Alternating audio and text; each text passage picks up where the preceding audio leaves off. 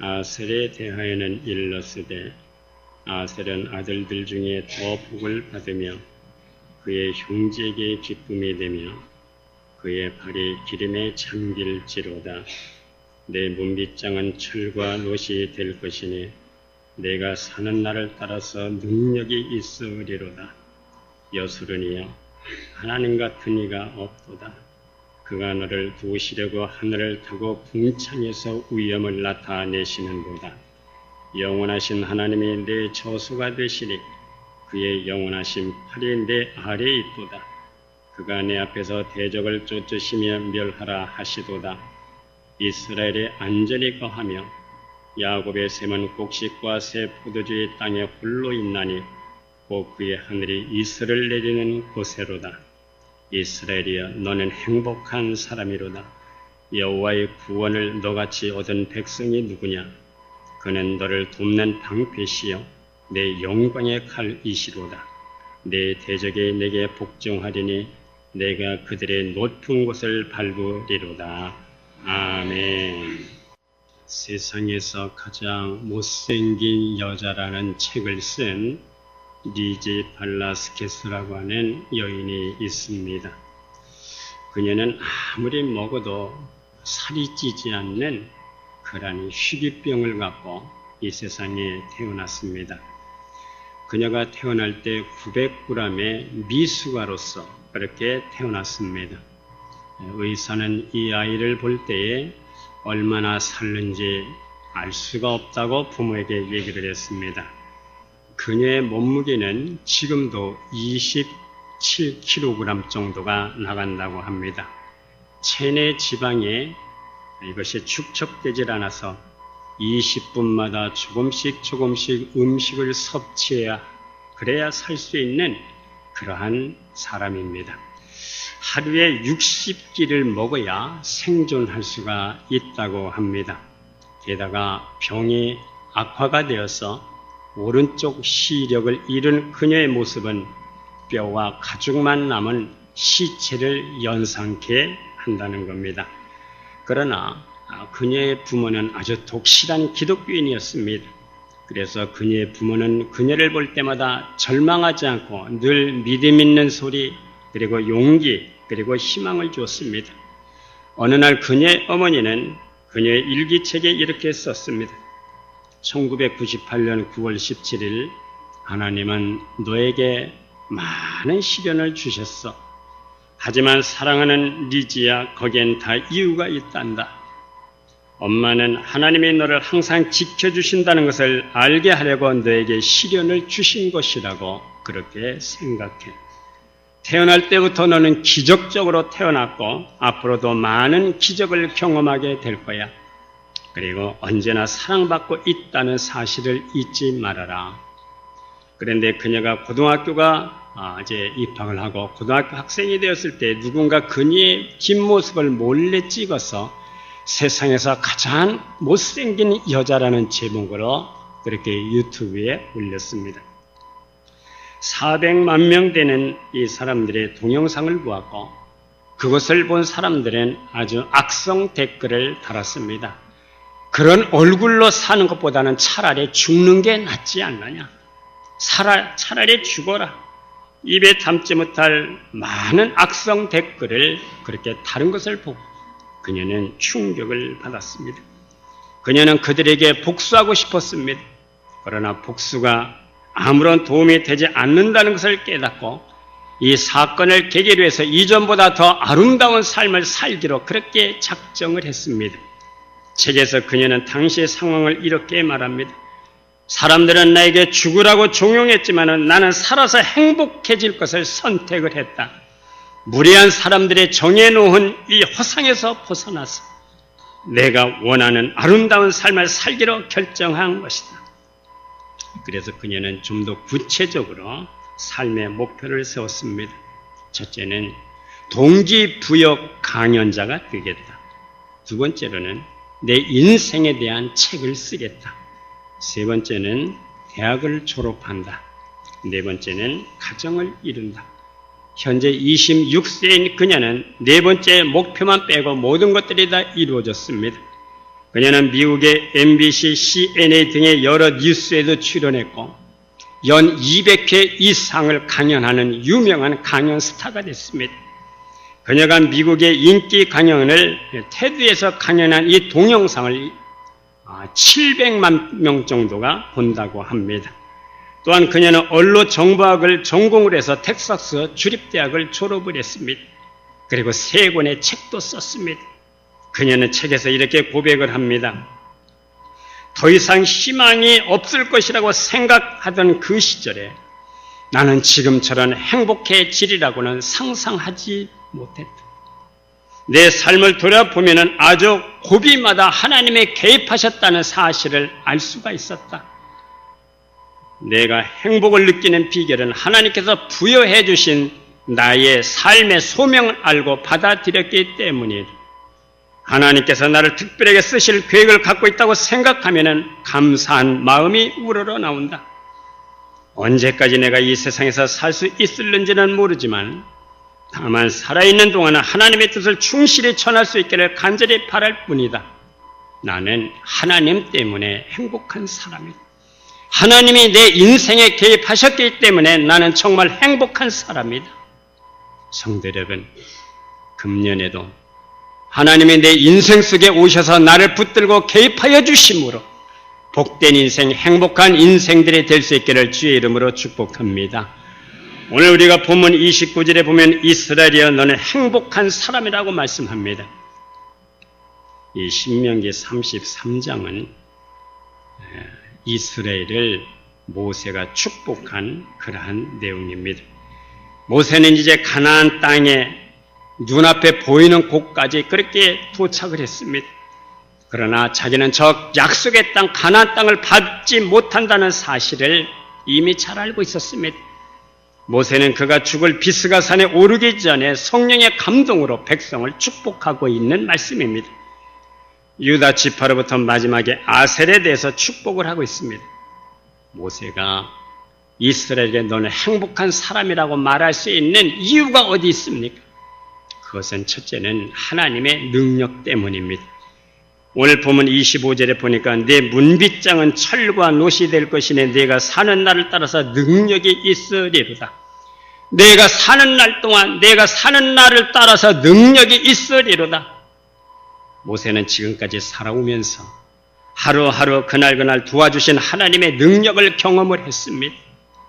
하나님의 능력으로 홍해가 갈라지는 것을 경험을 했고 하늘에서 만나가 떨어지는 것을 경험을 했고 르비딤에서 생수가 터지는 것을 경험을 했고 말의 쓴물이 단물로 변화되는 그러한 능력을 경험을 했습니다. 하나님의 능력으로 여리고가 무너지는 것도 경험을 했고 하나님께서 아멜렉과의 전쟁에서 이기게 하시는 그 능력도 경험을 했습니다. 이제 비록 모세는 떠나가지만 주의 백성들에게 하나님의 능력이 변함없이 역사하신다는 것을 믿을 수가 있었습니다. 그래서 모세는 이스라엘 백성들에게 이렇게 말할 수가 있었습니다. 이스라엘이여 너는 행복자로다. 너와 같이 구원을 얻은 자가 이 세상에 어디 있으며 너와 같이 하나님이 함께 하시는 자가 이 세상에 어디 있느냐? 그렇습니다. 여전히 우리 현실 속에서 어려움이 있고 공고함이 있고 우리를 아프게 하는 질병이 있지만은 하나님의 은혜, 하나님의 변함없는 능력을 경험하기 때문에 우리는 참으로 행복합니다. 이렇게 고백하는 우리의 삶이 될 수 있기를 기원합니다. 오늘 이 본문은 아셀 집회에 대한 축복입니다. 아셀 집회의 시조는 창세기 30장을 보면은 레아의 시녀 실바가 낳은 둘째 아들입니다. 아셀이라고 하는 뜻은 기쁨이라는 뜻입니다. 이 아셀이라고 하는 말을 발음 그대로 하면 아세레입니다. 구약 성경에서 45번이 나옵니다. 그 중에 27번은 축복이라고 하는 의미로 써졌고 18번은 기쁘다라고 하는 의미로 써져 있습니다. 우리가 시편 1편 1절을 보면 복 있는 사람은 악인의 꾀를 따르지 아니하며 할 때 이 복 있는 사람, 이 복 있는 사람이 바로 아셀이, 바로 아셀입니다. 오늘 24절 상반절에 보면 아셀에 대하여 일러서되 아셀은 아들들 중에 더 복을 받으며 그의 형제들에게 기쁨이 되며 그의 발이 기름에 잠길지로다. 아셀은 아들들 중에서 더 복을 받게 될 것이다. 그의 형제들에게 기쁨이 될 것이다. 성도 여러분, 내가 누군가 기쁘게 할 수 있다는 것은 얼마나 큰 은혜입니까? 우리가 빌립보서 2장 17절에 보면 바울이 빌립보 교인들에게 이렇게 얘기를 합니다. 만일 너희 믿음의 재물과 성김 위에 내가 나를 전제로 드릴지라도 나는 기뻐하리라. 전제는 하나님 앞에 제사를 드릴 때 양의 목을 칠 때에 품어나오는 피를 받아서 제단에 쏟아붓는 제사가 바로 전제입니다. 이 말씀은 내가 너희를 위하여 내 목숨을 주어도 나는 기뻐하고 너희 무리와 함께 기뻐하겠다는 뜻입니다. 그래서 바울은 행복했습니다. 행복이라고 하는 것은 혼자 행복할 수가 없습니다. 행복은 파트너가 있어야 행복한 것입니다. 우리에게 구원을 주시고 영혼을 주신 하나님으로 말미암아 행복한 자로 한 해를 살아갈 수 있기를 주의 이름으로 기원합니다. 인간은 자신을 지은 하나님을 만나기 전까지는 예수 그리스도라고 하는 이 은혜 안에 들어오기까지는 아무리 많은 사람들 속에 내가 둘러싸여 있다 할지라도 혼자입니다. 자신이 무슨 짓을 해도 아무도 간섭해주지 않는 삶이라면 얼마나 외로운 삶이겠습니까? 성도 여러분, 금년 한 해는 내 인생 속에 주님이 오셔서 나를 간섭해 주시고 이끌어 주시는 삶이 될 수 있기를 기원합니다. 바로 이것이 행복한 삶입니다. 우리에게 살아갈 만한 의미를 부여해 주시고 우리가 드리는 예배를 연락해 주시고 그분을 경외할 만한 의미를 발견하는 사람, 그 사람이 행복한 사람입니다. 이제 두 번째 행복한 이유는 하나님의 보호하심 그리고 돌보심 때문입니다. 오늘 보면 26절에 보면은 여수르니여 하나님 같은 이가 없도다. 그가 너를 도우시려고 하늘을 타고 궁창에서 위엄을 나타내시는도다. 여수른이라고 하는 말은 계약이라고 하는 의미와 의라고 하는 두 가지 뜻이 있습니다. 그래서 의로운 백성이 된 사람, 바로 그런 뜻입니다. 의로운 백성이 된 사람들이여 하나님 같은 이가 없도다. 이 말씀은 의의 계약을 통해서 의롭게 된 백성이야 하나님 같은 자가 없도다. 너를 도우시려고 하늘을 타고 궁창에서 위엄을 나타내 주시는도다. 하나님이 왜 하늘을 타시고 궁창에서 위엄을 나타내 주시는 겁니까? 바로 너를 도와주시려고, 내 인생 속에 오셔서 너를 붙들고 너를 도우시기 위해서 하나님이 하늘을 타시고 궁창에서 위엄을 나타내 주신다는 겁니다. 누가 복된 자이겠습니까? 하늘의 도움을 받는 자가 복된 자입니다. 하나님의 도움을 받는 자가 바로 복된 사람입니다. 하나님의 도움을 받으면 받을수록 자랑스러운 인생이 될 수가 있습니다. 내가 산을 향하여 눈을 들리라. 나의 도움이 어디서 올까? 나의 도움이 천지를 지으신 여호와에게서로다. 금년 한 해는 하나님이 내 인생 속에 오셔서 나를 붙들어 주시고 나를 인도해 주시고 참으로 행복한 인생으로 한 해를 살아갈 수 있는 복된 자의 삶이 될 수 있기를 축복합니다. 오늘 보면 27절에 보니까 영원하신 하나님이 내 처소가 되시니 그의 영원하신 팔이 내 아래에 있도다. 그가 내 앞에서 대적을 쫓으시며 멸하라 하시도다. 하나님이 내 처소가 되신다는 말은 하나님이 우리 안에 거하신다는 말씀입니다. 하나님이 우리를 둘러싸고 계시다 하는 말씀입니다. 이 열왕기하 6장을 보면은 이스라엘이 아람 군대에 의해 둘러싸여져서 풍전등화 같은 처지에 놓이게 됩니다. 많은 백성들이 떨었어요. 그런데 엘리사는 전혀 두려워하는 기색이 없습니다. 엘리사의 종은 겁에 질려 있습니다. 그리고 절망합니다. 아, 내 주여, 우리가 어찌하리까? 그때 엘리사는 두려워하지 마. 우리와 함께한 자가 저들보다 많아. 눈에 보이질 않는데요. 기도를 했습니다. 여호와여, 원컨대 저의 눈을 열어서 보게 해주십시오. 여호와께서 사환의 눈을 열어 보게 하시니 불말과 불병거가 산에 가득하게 그렇게 둘러싸였어요. 하늘의 불말과 불병거가 도단상을 가득 둘러싸고 있었습니다. 성도 여러분, 하나님의 임재 속에 나를 둘러싸고 도우시는 전능하신 손길을 발견할 수 있기를 주의 이름으로 기원합니다. 하나님은 나의 일거수일투족, 나의 일상생활을 잘 알고 있습니다. 내 생각을 통촉하고 있습니다. 내 안고 일어나는 출입을 잘 알고 있습니다. 나의 지나온 삶도 또 앞으로 살아가야 할 삶도 다 아십니다. 내 허물도 잘 아시고 내 약점도 잘 아시고 내가 넘어지는 것도 내가 흔들리는 것도 잘 아시고 내 눈물도 잘 아십니다. 그럼에도 불구하고 여전히 하나님은 내 연약함 때문에 나를 비난하거나 포기하지 아니하십니다. 여전히 나를 붙들어 주시고 나를 개입해 주시고 나를 축복하시고 내 인생의 기도를 응답하십니다. 내가 홀로라고 느낄 때에도 나를 아무도 도와주지 않는다고 생각이 될 때도 내 인생이 참으로 빈들 같은 그러한 생각으로 느껴질 때에도 사망의 음침한 골짜기로 다닐지라도 내가 아무것도 두려워하지 않는 것은 주님이 나와 함께 하신다는 믿음 때문입니다. 금년 한 해도 이 믿음을 갖고 살아갈 수 있기를 기원합니다. 우리가 시편 139편에 보면은 내가 하늘에 올라갈지라도 내가 새벽 날개를 치며 바다 끝에 거할지라도 주께서 거기서 내 손을 인도해 주시며 주의 오른손이 나를 붙드시리이다. 주의 전능하신 오른손이 나를 붙들어 주시는 한 해가 될 수 있기를 주의 이름으로 축복합니다.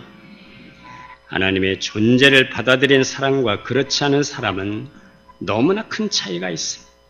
하나님과 바른 관계를 맺고 살아가는 사람은 하나님이 내 삶의 용기요, 위로요, 격려요, 새로운 힘이요, 바로 능력입니다. 오늘 본문 28절에 보니까 그의 영원하신 팔이 내 아래에 있도다.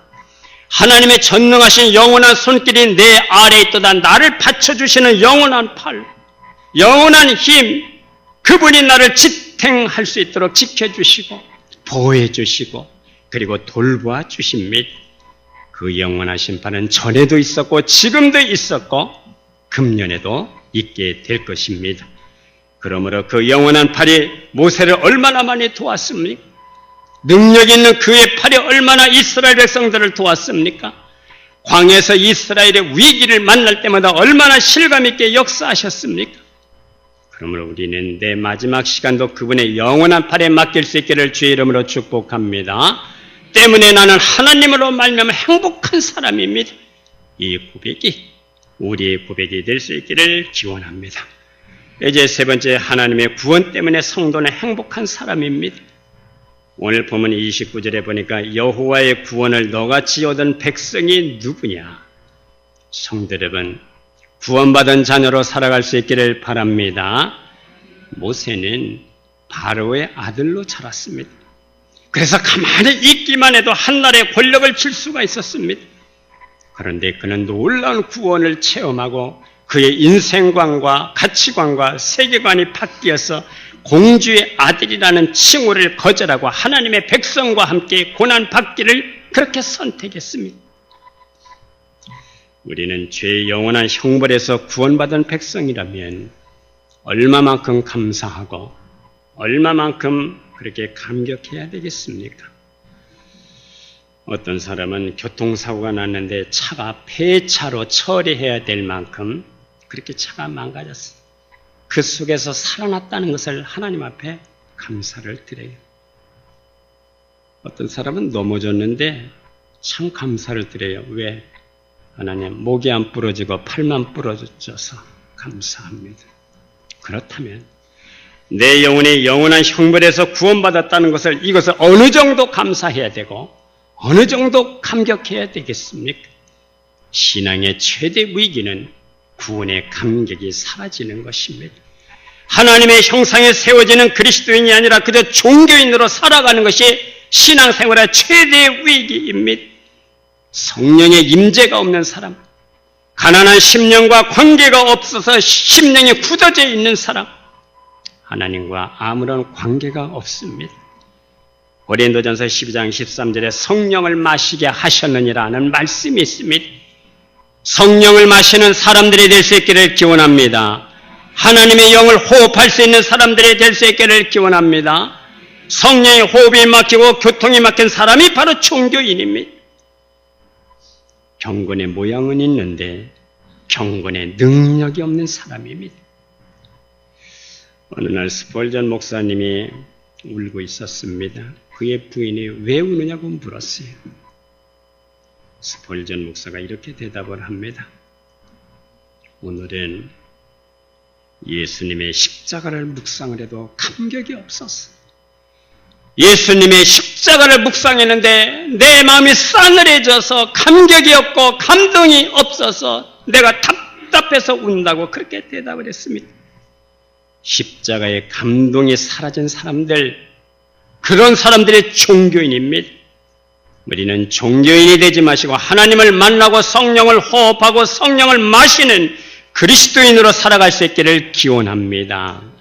부활의 권능이 내 안에서 생명으로 역사하시고 역동적으로 역사하는 우리의 삶이 될 수 있기를 기원합니다.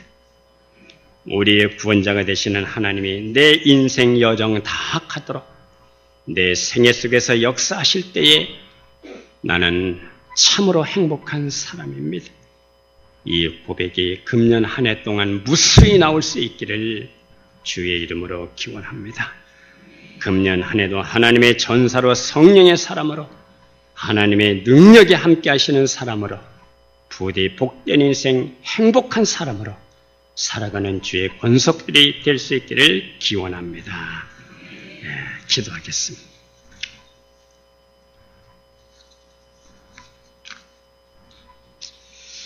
교회의 머리가 되시고 주인이 되시는 하나님 아버지, 지난 한 해도 여기까지 지켜주시고 인도하신 하나님의 은혜를 감사를 드립니다. 2016년도 금년 새해도 주께서 함께 하시고 임마누엘로 역사하여 주시기를 원합니다. 주께서 영육간에 형통하게 하여 주시옵소서. 시냇가에 심겨진 나무처럼 시절을 쫓아 과실을 맺는 나무처럼 형통한 우리 교회와 우리의 본속들과 가정과 자녀들이 되게 하여 주시옵소서. 하나님의 참으로 굳세게 하시는 삶이 되게 하여 주실 줄로 믿습니다. 여호와 니시 한 해가 되게 하여 주시옵소서. 손에 수고한 대로 하나님이 채워주시는 삶이 되게 하여 주시옵소서. 야곱의 업으로 복되게 하시고 야베스의 기도처럼 지경이 넓혀지는 권속들이 되게 하여 주실 줄로 믿습니다. 성령의 기름 부심으로 지혜와 믿음과 사랑에 충만케 하여 주셔서 하늘의 거룩한 백성이라 일컬음받게 하여 주시옵소서.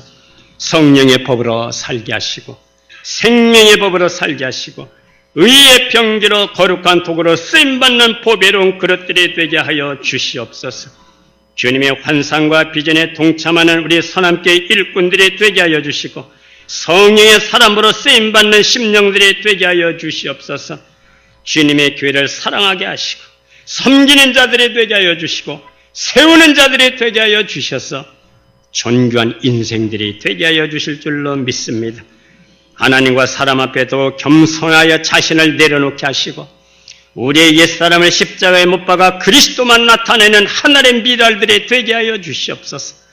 팔복심령으로 교회를 섬기게 하시고 화목을 도마여 하나님의 아들이라 일컬음받게 하여 주시옵소서. 마음이 청결하여 하나님 나라를 보는 자들이 되게 하여 주시옵소서. 맡겨진 사명 잘 감당할 수 있도록 영육간에 강건한 힘을 주실 줄로 믿습니다. 성령의 위로로 진행하여 교회가 평강이 넘치게 하시고 구원받는 수가 날마다 더하게 하여 주실 줄로 믿습니다. 성령께서 치유의 역사가 나타나게 하여 주셔서 우리의 몸과 마음이 치유되어 강건한 삶이 되게 하여 주시옵소서.